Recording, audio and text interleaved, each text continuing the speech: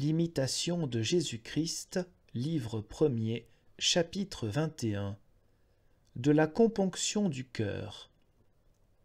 Si vous voulez faire quelque progrès, conservez-vous dans la crainte de Dieu, et ne vous donnez point trop de liberté, mais tenez tous vos sens sous la discipline, et ne vous laissez pas aller à une joie indiscrète. Abandonnez-vous à la componction du cœur, et vous trouverez la dévotion. La componction procure plusieurs biens que la dissipation fait bientôt perdre. Il est étonnant qu'un homme, en cette vie, puisse se donner en entier à la joie lorsqu'il considère bien son exil et à combien de dangers son âme est exposée. La légèreté de notre cœur et notre négligence à corriger nos défauts nous rendent insensibles aux maux de notre âme. Et souvent nous rions sans sujet dans le temps que nous aurions tout lieu de pleurer. Il n'y a de véritable liberté ni de paix solide que dans la crainte de Dieu, accompagnée d'une bonne conscience. Heureux celui qui peut rejeter tout ce qui est capable de le distraire, et se recueillir lui-même dans une sainte componction. Heureux celui qui éloigne de soi tout ce qui peut souiller ou charger sa conscience. Combattez courageusement, une mauvaise habitude n'est surmontée que par une habitude contraire. Si vous savez laisser les hommes, ils vous laisseront en repos dans ce que vous avez à faire. Ne vous attirez point les affaires d'autrui, et ne vous embarrassez point dans ce qui regarde les supérieurs. Ayez, avant toute chose, l'œil toujours ouvert sur vous, et instruisez-vous vous-même, préférablement à ceux que vous aimez le plus. Si vous n'avez pas la faveur des hommes, n'en soyez pas plus triste, mais affligez-vous seulement de ce que vous ne vous comportez pas avec autant de règles et de circonspection que le devrait faire un serviteur de Dieu et un véritable religieux.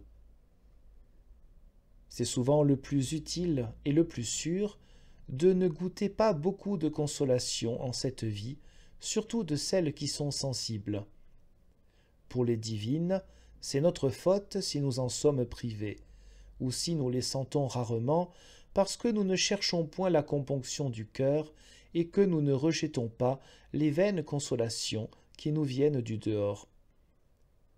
Reconnaissez que vous êtes indigne que Dieu vous console, et qu'au contraire, vous méritez qu'il vous afflige beaucoup. Tout le monde devient amer et insupportable à celui qui a une componction parfaite. L'homme dévot trouve toujours assez de quoi gémir et de quoi pleurer. En effet, soit qu'il se considère lui-même ou qu'il fasse attention à son prochain, il reconnaît que personne ne vit ici-bas sans affliction, et plus il s'examine de près, plus il gémit. Ce sont des sujets d'une juste douleur et d'une componction intérieure que nos péchés et nos vices, lesquels nous enveloppent tellement de toutes parts que nous avons peine à nous élever jusqu'à la contemplation des choses du ciel.